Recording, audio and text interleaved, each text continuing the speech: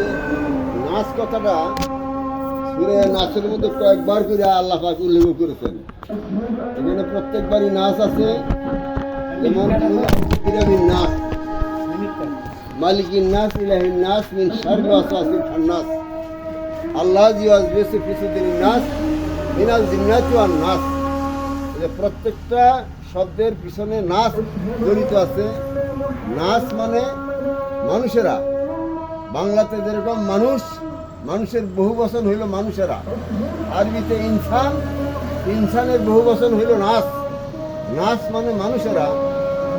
আজকে আমাদের মধ্যে মানুষেরা যারা আছে, শয়তান, যারা আজকে ঘুষ দুর্নীতির সাথে জড়িত, যারা অফিস আদালতে টাকা পয়সা ছাড়া কাজ করে না, কোর্ট আদালতে ঘুষ না দিলে রায় পায় না, ডিগ্রি হয় না, ঘুষ খায়, এরা সবাই শয়তান, এরাও নাচ।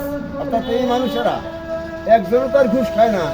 এরকম ঘুষখোর হাজার হাজার লাখ লাখ আছে এই দেশে, যারা চাকরিজীবী, তারা আদালতে কোর্টে বৈশা ঘুষ নিতেছে, তাদের কেরানি সেরেস্তার মাধ্যমে ঘুষ খায়। ঘুষ ছাড়া সাধারণ মানুষ কোনো রায় ডিগ্রি পায় না। অতএব এরা সবাই নাচ, অর্থাৎ মানুষেরা, এইসব মানুষেরাই হলো শয়তান। এই সূরা নাসে এই কথাই নবী পাক সাল্লাল্লাহু আলাইহি ওয়াসাল্লাম আল্লাহ পাক বলেছেন যে তুমি এইসব শয়তানের চরিত্রে যেসব মানুষেরা জড়িত, এদের কাছ থেকে, আমার কাছ থেকে মুক্তি চাও নবী, আমি তোমার মুক্ত করব। অতএব সেই সূরাই আমরা নামাজের সময় তেলাওয়াত করি এবং নামাজ পড়ি, যাতে করে আমাদেরকে ওই সব শয়তানেরা ক্ষতিগ্রস্ত না করতে পারে। আসসালামু আলাইকুম।